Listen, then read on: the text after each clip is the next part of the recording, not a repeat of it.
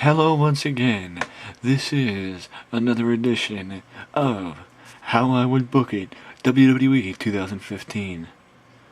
As you can tell, Friday Night Smackdown starts off with Kane and Seth Rollins taunting the Viper Randy Orton. Seth Rollins. Now how this angle segment would work is I would have just Kane standing there looking menacing. I would have Seth explain that he gave J&J Security the night off because he wanted to handle the Randy Orton problem.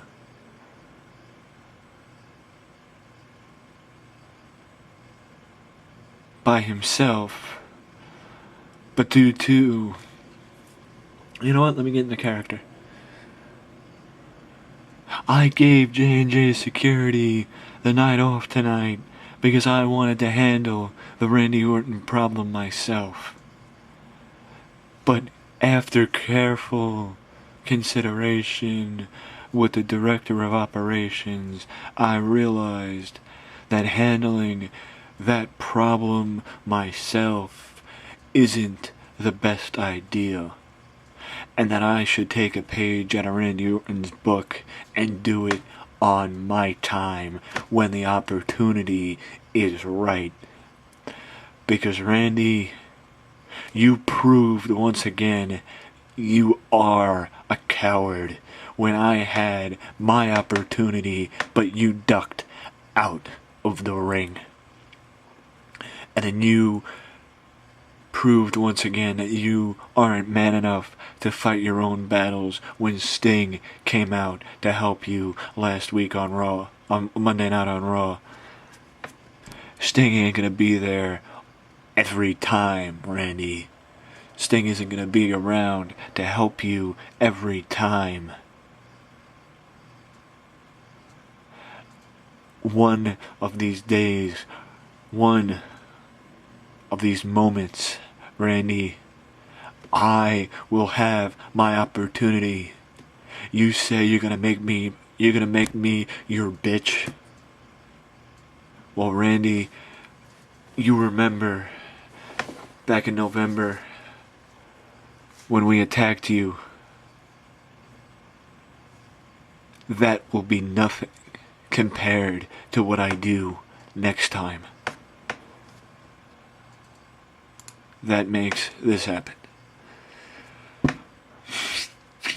These segments are kind of disappointing. 74, though most might say that's good. I think the only reason why they're not as good as they should be is because of Kane, but whatever. Randy comes out. He doesn't go to the ring. He just stands on the stage and walks down the ramp, stands outside the ring as he's talking, and Randy says something like this: Seth, you think that I was gonna let you have the advantage? You think that I was gonna let you have the opportunity to beat me at my own game? Seth, you don't get it. You never did. You don't get to pick when a Viper strikes. 'Cause a Viper will strike from out of nowhere. I showed it to you at Fastlane when I appeared from out of nowhere and dropped you with an RKO. That was just the beginning. I promise you that. You say next time you get me, the next time you get me like you did in November, where you had the 4-on-1. I'm not complaining about it, Seth, because I would have done the same exact thing if I was in your position. The one thing you don't understand is, Seth, I am not gonna fall for it again. You have one opportunity, and you have that, and that opportunity will make you or break you. You had a chance on Monday, but I had help. I had no idea Sting was going to come out. I did not ask Sting. I am not one to ask for help. Next time, Seth,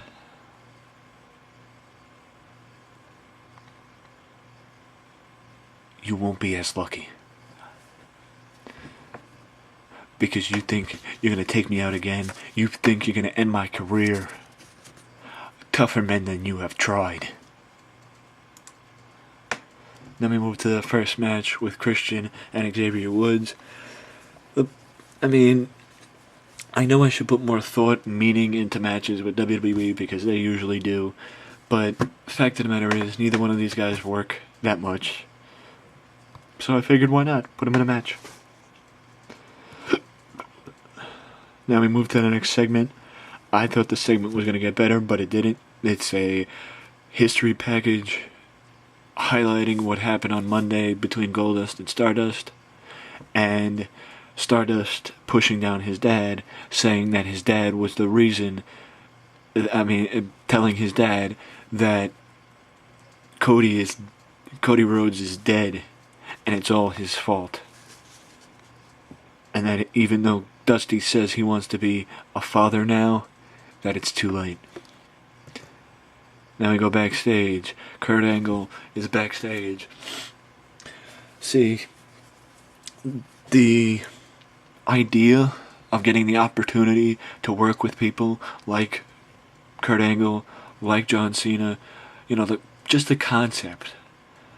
It would be a dream because these guys are so talented and they've accomplished so much in the business that it would be a daunting task to work with these guys. But I would be open to the opportunity, and I would love the opportunity. Because when you love the business, you want to work with people who share your love, your passion for the business. Sorry for getting sidetracked. The reason why I brought that up is because I would let Angle speak from the heart in this promo. The promo is basically explaining why he left 9 years ago and why now he decided to come back. But I will have him say something like this. For the last 8 years, for the last 9 years I've been away. I'm 46 years old. I've been working at this since 1997. Many people say that I'm one of the best wrestlers ever to step foot in this ring because of what I was able to do, coming over from amateur wrestling and becoming a professional wrestler. Every time I hear that, I have goosebumps up and down my arm. The reason why I came back to the WWE now is not just because of who holds that United States title and the fact that it repulses me. The idea that a title with such prestige and meaning is held by Rusev. But the fact of the matter is, I came back to the WWE because I couldn't think of a better place for me to finish my great career than with this company in front of the WWE Universe. One last run. No better feeling than being home again. And then we move to the I think there was another segment, I forget. But I think I just skipped over it. I don't really remember. I think it was just another Kurt Angle segment with him and Lana, but I'm not sure. It might have just been this. I don't really remember. I apologize. As you can see, Jimmy and Jay are coming down to the ringside to do commentary for the next match, and they join Byron, Jerry, and Michael on commentary for this match. The Dudley Boys versus, obviously, the random tag team of Eric Rowan and R-Truth, to give the Dudley Boy, to take the perspective of having the guys on commentary and having him commentate the match. I know I did it last week. You know what? Let me not bring that up. Let me just say that it helps both people, because it gives the Dudley Boys a win, and it puts the Usos on commentary. The following segment, Miz. We come back from commercial break, and Miz is coming down to the ring. He's got a mic in his hand. Obviously, he's going to turn. This is his opportunity. This is his time to tell us why he turned on Mizdow. He takes the mic and says something like this. This past Monday night, me and my former personal assistant were in a tag team match for the against the tag team champions, the Usos.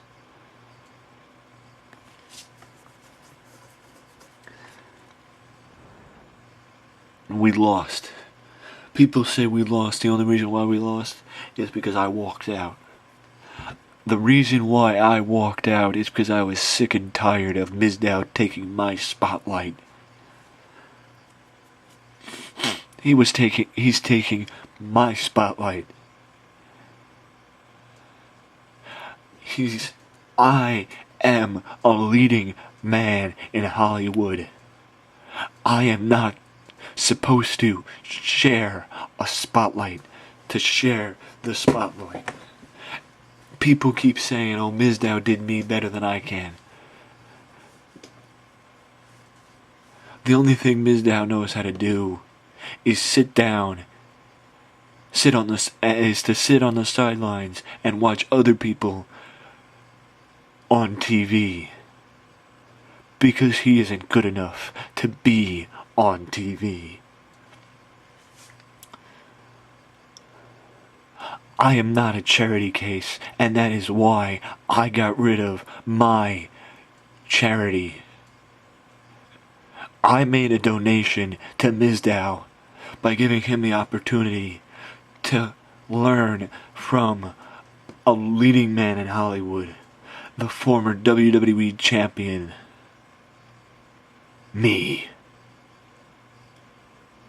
And all he did was steal my spotlight.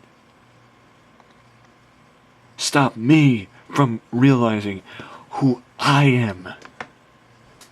And the only way I could realize who I was is by getting him out of my spotlight. And who I am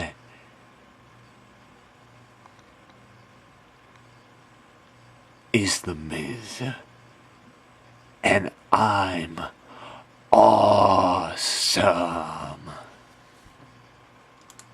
We move to the next segment. Look,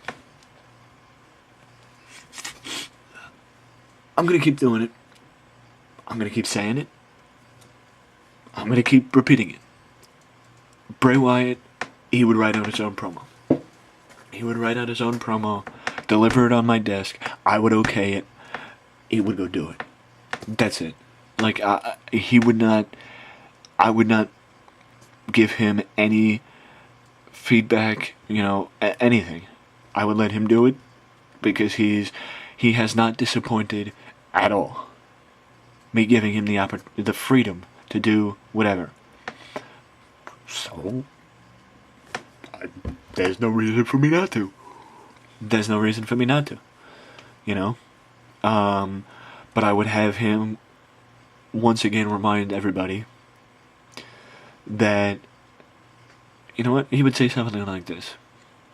At the end of his promo. Undertaker,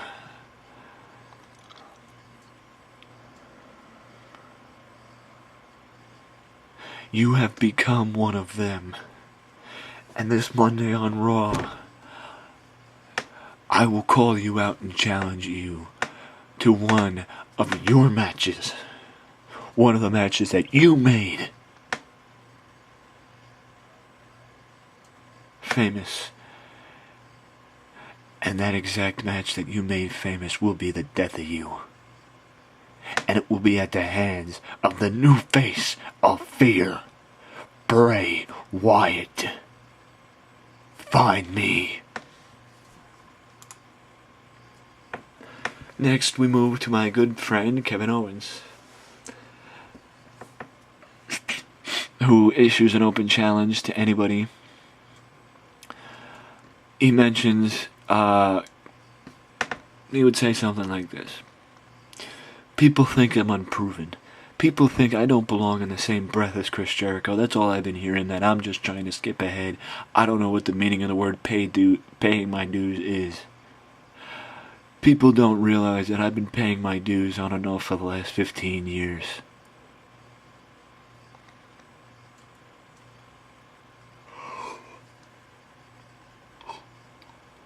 Excuse me. People don't realize that I don't care what they think, because their opinions mean nothing to me. You people mean nothing to me. The only thing that means anything to me is that, as he points to the WrestleMania sign hanging above the arena, is being on that show, walking down that stage in front of 80,000 people. Being at a WrestleMania is all that matters to me.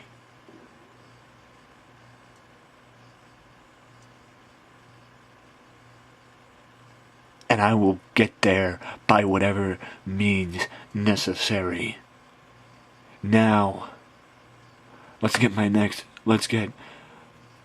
who wants to accept the challenge? Who wants to accept my challenge and come out here and face me? The challenger is the real deal, Titus O'Neil. Titus issues a challenge accepts the challenge, and Kevin Owens wins. Then we move to the segment following the match. Renee Young pops in the ring. You know what, actually, I loved how WCW used to do it, where following the match, the announcers would get him on the floor. So that's what I would do. I would have Renee Young catch up with Kevin on the floor, and she would ask Kevin something like, "Why did you choose Chris Jericho? Any history?" Renee, you're good at your job.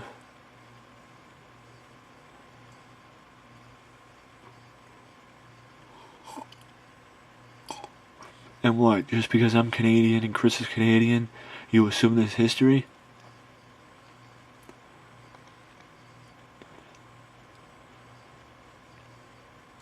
Chris was making waves in the business when I was sitting in my parents' house watching King of the Ring on pay-per-view, and that TV was all we had in the house because we were moving. I kept that TV there because we were moving and I wanted to watch the pay-per-view. Now Chris comes and goes as he pleases and thinks that he is going to have a warm welcome every time he comes back.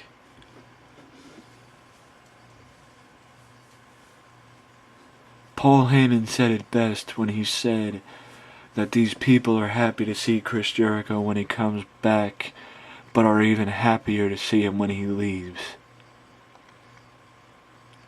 Because Chris's time has come and gone. And though he might not realize it, I'm here to help him realize it.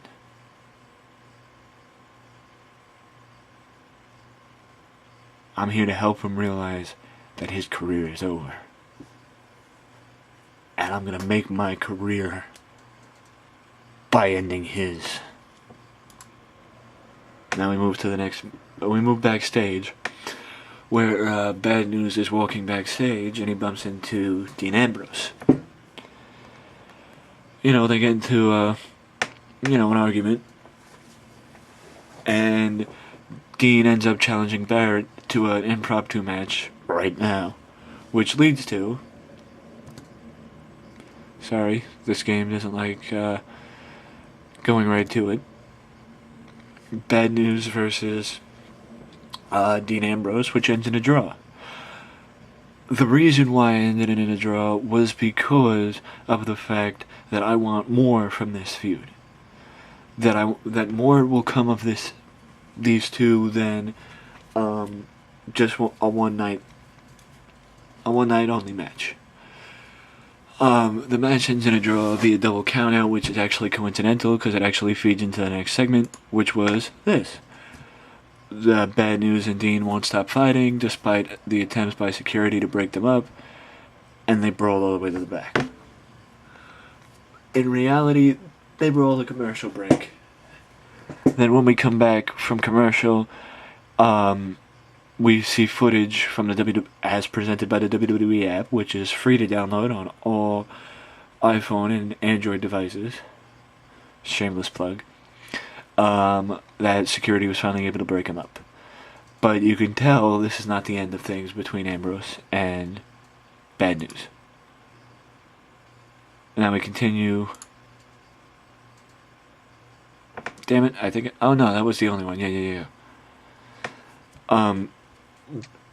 This match, Cody Stardust, against Cesaro. Cesaro gets the win he gets the win via roll-up after Goldust distracts his brother. Which Cody is Stardust is pissed off because Goldust cost him the match, but Goldust is smiling because he got back at Cody for what happened on Monday.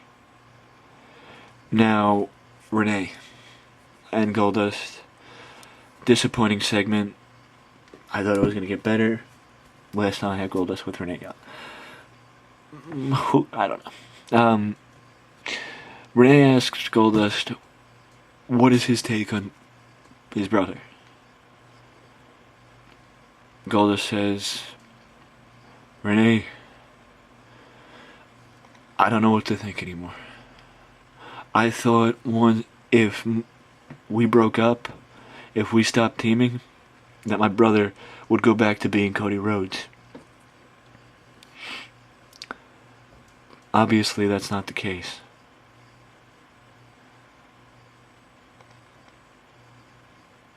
And obviously, it might not come back as easy. Cody, you stepped over the line. Stardust, whatever you want to be called, you stepped over the line when you pushed down Dad. And I realized then, we can't talk you back. We can't talk you back to being Cody Rhodes. So I gotta beat you back to being Cody Rhodes. I promise, when I was on the mat on Monday night, attending to our father, Cody, I promised him that I would do what it took to get you back to being who you're supposed to be. And I'm not going back on that promise. Cody, I'm ready to step in the ring against you. But are you ready to step in the ring against me? Then we move to the next segment, the main event. Daniel Bryan versus Big E Langston.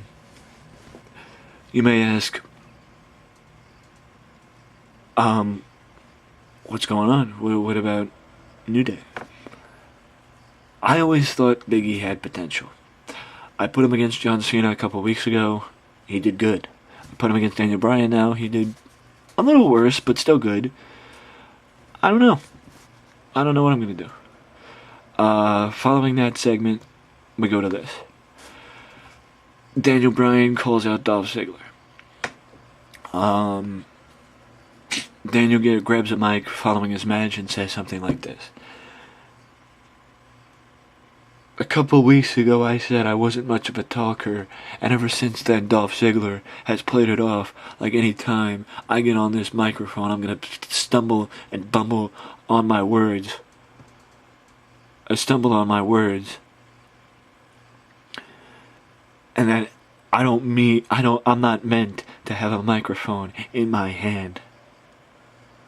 Dolph, you're right. I'm not meant to have a microphone in my hand because I've never been one to talk. I've always been one to fight. But right now, I'm talking. And I'm talking to you.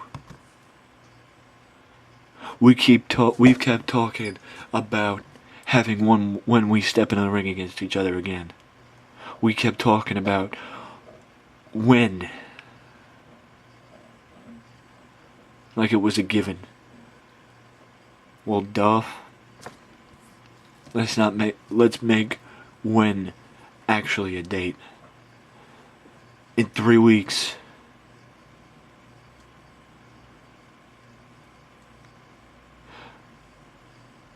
In Santa Clara, California. WrestleMania. Let's do it one more time. One-on-one, mano a mano.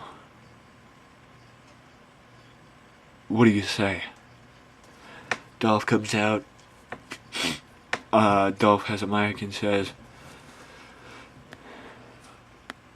Daniel, normally I would say no.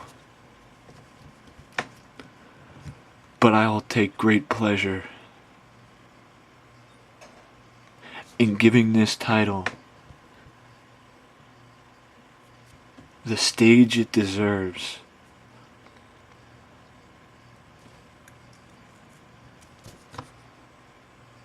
And the champion.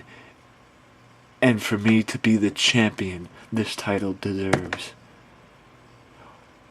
And I will become that champion when I beat you at WrestleMania. I accept. Whoa, Dolph. Whoa. Daniel interrupts. You didn't let me finish. See, at Fastlane, we fought each other.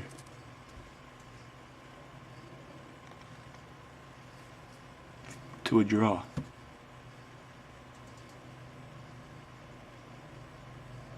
That can't happen again. Let's make it an Iron Man match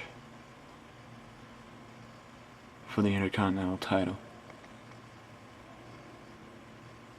30 minutes. There must be a winner. You still accept? Beating your ass for 30 minutes? I'll take great pleasure in that. I accept. So now 3 matches are set for 4 matches, I should say. The WWE World Heavyweight Title match: Brock Lesnar versus Roman Reigns for the WWE World Heavyweight Title.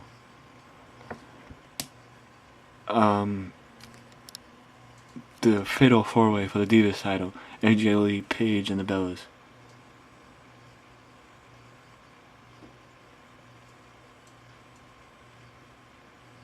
The Usos versus the Dudley Boys for the Tag Team titles.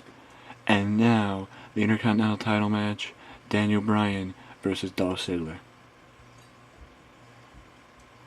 Boys and girls, it was a rough show, but we finished it. Not as good as I wanted it to be, but you can't have a good show every time. A long episode of Smackdown, but as we get closer, The shows might be longer. Thank you for joining me. Hope you enjoyed. Like, subscribe, do whatever. Till next time.